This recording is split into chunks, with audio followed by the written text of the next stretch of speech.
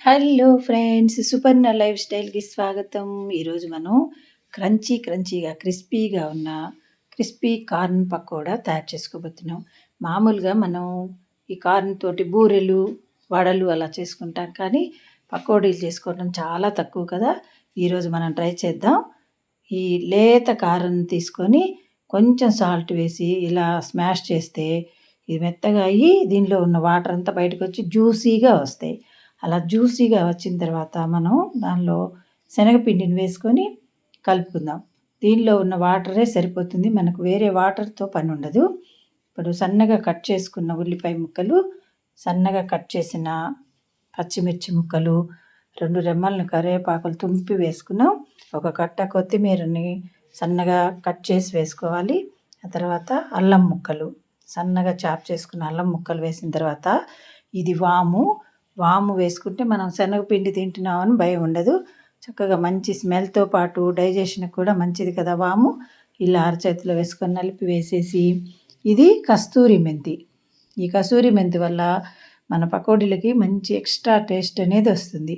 ఇది తప్పకుండా ఉంటే వేసుకోండి. ఇది వేసిన తర్వాత తగినంత కారం కూడా వేసేసి బాగా కలుపుదాం.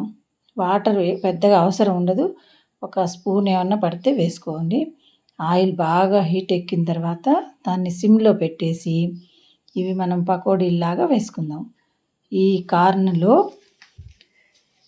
పోషకాలు పుష్కలంగా ఉంటాయి. గుండె ఆరోగ్యానికి చాలా మంచిది. అంతేకాకుండా కొలెస్ట్రాల్ లెవెల్స్‌ని బాగా తగ్గిస్తుందట ఇది. క్యాలరీసు, ఫ్యాటు చాలా ఇందులో తక్కువగా ఉంటాయి కాబట్టి వెయిట్ లాస్‌కి బాగా ఉపయోగపడుతుంది. ఎప్పుడన్నా ఫ్రెండ్స్ వచ్చినప్పుడు, గెస్ట్‌లు వచ్చినప్పుడు ఇలా డీప్ ఫ్రై చేసుకున్న విడిగా మనం కార్న్‌ని బాయిల్ చేసి తీసుకోవటం కానీ, కూరల్లో వేసుకోవటం అలా చేసుకుంటూ ఉంటే ఇన్ని మంచి బెనిఫిట్స్ పొందొచ్చు మనం. ఇది లైట్ బ్రౌన్ కలర్ రాగానే తీసివేయాలి. ఇలా తీసేసిన తర్వాత కూడా కొద్దిగా కలర్ మారి మంచి గోల్డ్ కలర్‌లోకి వచ్చేస్తాయి. ఈ ప్లేట్‌లో తీసుకున్న తర్వాత ఈ పచ్చిమిర్చిని చీల్చి మనం ఈ కాగే నూనెలో వేయించి తీసుకుంటే ఇవి కారం ఉండవు.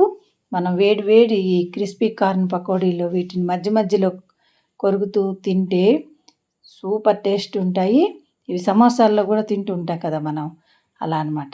చక్కగా మీరు ట్రై చేయండి. ఎలా వచ్చిందో నాకు కామెంట్స్ రూపంలో తెలియచేస్తారుగా. వీడియో నచ్చితే లైక్ చేయండి, కామెంట్ చేయండి, సబ్స్క్రైబ్ తప్పకుండా చేయండి. అలాగే ఫ్రెండ్స్‌కి షేర్ చేయటం మర్చిపోవద్దు.